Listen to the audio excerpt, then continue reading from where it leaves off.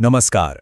आज के इस खास विश्लेषण में हम बात करने वाले हैं भारत के सबसे कुख्यात और डरावने माने जाने वाले खंडहर भानगढ़ किले की।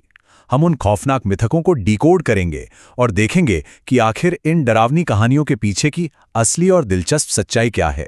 तो चलिए बिना किसी देरी के इस रहस्यमयी दुनिया में कदम रखते हैं। अब इस पूरे रहस्य की शुरुआत होती है किले के मेन गेट पर लगे इस बोर्ड से।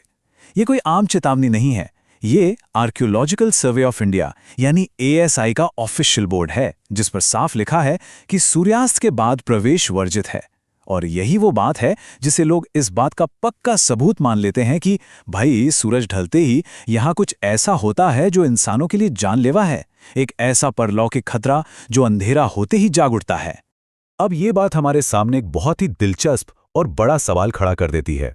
जरा गौर करें, एक ऐसा शहर जहां कभी 9,000 से ज्यादा घर हुआ करते थे, वो आज पूरी तरह से बिना छतों के क्यों हैं? मतलब दीवारें खड़ी हैं, पूरा स्ट्रक्चर मौजूद है, लेकिन छतें बिल्कुल गायब हैं। और यहाँ की लोक कथाएं तो बड़ी ही अजीब हैं। वो कहती हैं कि जब भी कोई इंसान यहाँ छत बनाने की कोशिश करता है ना, तो वो अपने आप किसी रहस्यमयी तरीके से ढह जाती है। भानगढ़ के श्राप।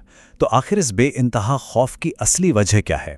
इसे समझने के लिए हमें उन दो मशहूर किंवदंतियों यानी लेजेंड्स पर नज़र डालनी होगी, जिनके बारे में कहा जाता है कि उन्होंने इस कभी आबाद रहने वाले शहर को हमेशा के लिए श्रापित कर दिया। इन दोनों कहानियों में जो सबसे मज़ेदार बात है वो ये है कि ये दोनों ही बिल्कुल एक जैसे नतीजे पर खत्म होती हैं।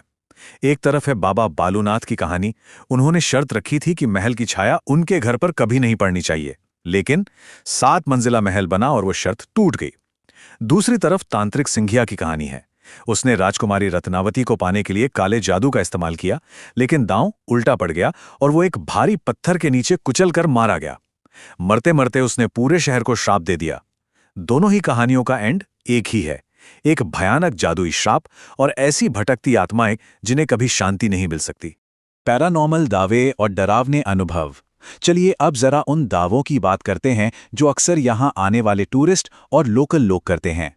आखिर इन्हीं दावों ने तो इसे एशिया की सबसे डरावनी जगह बना दिया है। अगर यहाँ के लोगों से बात की जाए तो कुछ बेहद आम लेकिन रोंगटे खड़े कर देने वाले अनुभव सुनने को मिलेंगे। औरतों के रोने और चीखने की आवाज़ें आना, अचानक से चूड़ियाँ टूटने और पायलों की झंकार सुनाई देना, या फिर बिना किसी कारण के पुरानी परफ्यूम की महक आना। कुछ लोग तो ये भी कहते हैं कि अजीब सी परछाइयाँ उनका पीछा करती हैं। और बात सिर्फ आम टूरिस्ट की नहीं है, बॉलीवुड के फिल्म क्रू और बड़े बड़े जर्नलिस्ट तक ने यहाँ अजीब घटनाओं का दावा किया है, जैसे कि गाड़ियों के ब्रेक अचानक फेल हो जाना, बेमौसम की बारिश का पलक झपकते ही रुक जाना और अनजान लोगों का आकर डरावनी चेतावनियां देना। लेकिन यहीं पर कहानी में सबसे बड़ा ट्विस्ट आता है। जब इतिहासकारों ने इन दावों की गहराई से जांच की तो पता चला कि राजकुमारी रत्नावती, तांत्रिक सिंघिया या बाबा बालूनाथ नाम के किसी भी व्यक्ति का इतिहास में कोई रिकॉर्ड है ही नहीं। जी हाँ, ये बिल्कुल सच है। शून्य, जीरो एविडेंस। ये सारे किरदार सिर्फ और सिर्फ पीढ़ियों से सुनी सुनाई जाने वाली लोक कथाओं की उपज हैं। इनका कोई भी पुख्ता ऐतिहासिक प्रमाण मौजूद नहीं है। डर के पीछे का विज्ञान। अब चूंकि ये भूत और श्राप वाली बातें तो पूरी तरह से मनगढ़ंत कहानियों पर टिकी हैं, तो सवाल ये उठता है कि फिर लोग यहाँ सच में इतना खौफ क्यों महसूस करते हैं? चलिए इसके पीछे के असली विज्ञान को समझने की कोशिश करते हैं। और यहीं पर एंट्री होती है हमारे पहले साइंटिफिक कारण की, जिसे कहते हैं इंफ्रासाउंड। ये दरअसल 20 हर्ट्ज से भी कम फ्रीक्वेंसी वाली साउंड वेव्स होती हैं। अब दिक्कत यह है कि इंसानी कान इन्हें सुन तो नहीं सकते, लेकिन हमारा शरीर, हमारी बॉडी इन वाइब्रेशंस को महसूस जरूर कर सकती है। और जब ऐसा होता है तो ये एक प्राकृतिक घटना हमारे नर्वस सिस्टम को बुरी तरह से चकमा दे देती है। अचानक से चक्कर आने लगते हैं, बेचैनी होने लगती है और बिना किसी वजह के एक अजीब सा डर लगने लगता है। इसे साबित करने के लिए एक बड़ा ही दिलचस्प वाकया है। बात है 1980 की। ब्रिटिश इंजीनियर विक टैंडी अपनी लैब में काम कर रहे थे। अचानक उन्हें एक अजीब सी ठंडक महसूस हुई, घबराहट होने लगी और उन्हें एक परछाई जैसी भूतिया आकृति भी दिखाई दी। लेकिन जब इसकी जांच की गई तो पता है क्या निकला? वो कोई भूत नहीं था, वो बस उनकी लैब में लगा एक नया पंखा था जो बिल्कुल 19 हर्ट्ज की इंफ्रासाउंड पैदा कर रहा था। अब इसे भानगढ़ से जोड़कर देखते हैं। सच कहा जाए तो भानगढ़ मूल रूप से एक बहुत बड़ा प्राकृतिक इंफ्रासाउंड जनरेटर है। जब हवा इन सैकड़ों पत्थरों और खंडरों के बीच से गुजरती है तो वैसी ही लो फ्रीक्वेंसी वेव्स बनती हैं। ऊपर से ये जगह अरावली की पहाड़ियों में सिस्मिक जोन 4 में आती है, तो जमीन के नीचे होने वाली हल्की सी हलचल या पत्थरों के खिसकने से भी बिल्कुल वैसी ही वेव्स पैदा होती हैं जिन्होंने विक टैंडी को उनकी लैब में डरा कर रख दिया था। एक और गजब की चीज देखिए, 2008 में लंदन की गोल्डस्मिथ्स यूनिवर्सिटी ने एक बड़ा ही दिलचस्प साइकोलॉजिकल एक्सपेरिमेंट किया जिसे नाम दिया गया हॉन्ट प्रोजेक्ट। लोगों को एक बिल्कुल खाली सफेद कमरे में बिठाया गया और बस इतना कह दिया गया कि यह कमरा भूतिया है। अब इस चार्ट के नतीजों पर गौर करते हैं। 20% से ज्यादा लोगों ने कहा कि उन्हें वहां किसी की मौजूदगी का एहसास हुआ और 8% तो बुरी तरह से डर ही गए। ये चीज साफ दिखाती है कि सजेस्टिबिलिटी यानी किसी बात को सच मान लेने की हमारी दिमागी ताकत कितनी ज्यादा पावरफुल है। और इसी दिमागी खेल के साथ जुड़ता है एक और वैज्ञानिक कारण जिसका नाम है पैराडोलिया। ये हमारे दिमाग की एक बड़ी ही आम एवोल्यूशनरी आदत है। होता क्या है कि दिमाग रैंडम या बेजान आकृतियों में भी अपने आप चेहरे या इंसानी शक्लें ढूंढने लगता है। अब फर्ज करें जब दिमाग पहले से डरावनी कहानियों से भरा हुआ हो और इंसान खंडर में खड़ा हो, ऐसे में पैराडोलिया अपना काम करेगा और टूटे हुए खंभों या दीवारों की परछाइयों में भी इंसानी आकृतियां या कहें तो भूत नजर आने लगेंगे। चलिए अब उन आवाजों का भी पर्दाफाश कर ही देते हैं। एक डरा हुआ दिमाग रात के अंधेरे में क्या सुनता है? चीखती हुई औरतें या पायलों की छमछम। लेकिन असल में वो आवाजें किसकी हैं? भानगढ़ से महज 50 किलोमीटर दूर ही सरिस्का टाइगर रिजर्व है।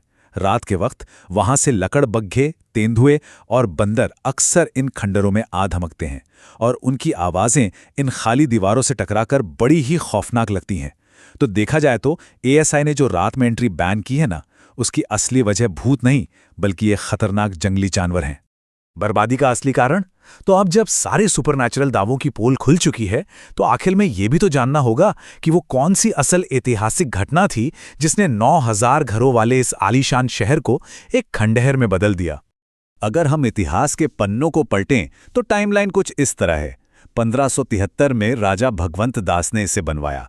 फिर 1720 तक आते आते सवाई जयसिंह ने इस पर कब्जा कर लिया और शहर की अहमियत कम होने लगी। लेकिन इसका असली और दुखद अंत हुआ 1783 में, किसी काले जादू से नहीं बल्कि चालीसा अकाल नाम के एक भयानक सूखे से।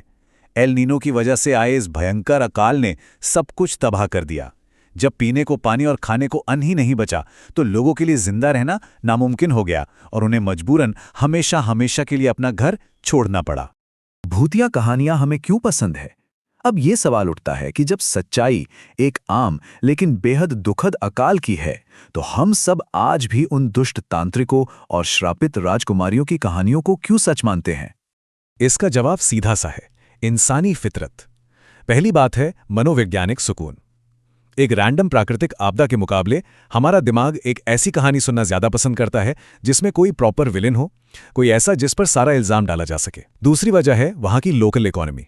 जाहिर है इंडिया की सबसे डरावनी जगह का टैग लाखों टूरिस्ट को खींच कर लाता है जिससे वहां के लोगों की कमाई होती है। और तीसरी बड़ी वजह है आज का सोशल मीडिया, जिसके वायरल एल्गोरिथम ऐसी सनसनीखेज और सुपरनैचुरल बातों को सबसे ज्यादा हवा देते हैं। तो चलिए इस चर्चा के अंत में एक बहुत ही गहरी सोच के साथ खत्म करते हैं। महान वैज्ञानिक मैरी क्यूरी ने एक बार कहा था, जीवन में किसी भी चीज से डरने की जरूरत नहीं है, बस उसे समझने की जरूरत है। अब यह सोचने वाली बात है कि जब हम अपने सबसे गहरे डरों के पीछे छिपे कठोर विज्ञान को समझ लेते हैं तो क्या हमारे आसपास की दुनिया का जादू कम हो जाता है या फिर वो दुनिया और भी ज्यादा अद्भुत और भी ज्यादा दिलचस्प बन जाती है? जरा सोचिएगा इस बारे में। इस विश्लेषण में साथ जुड़ने के लिए बहुत बहुत शुक्रिया।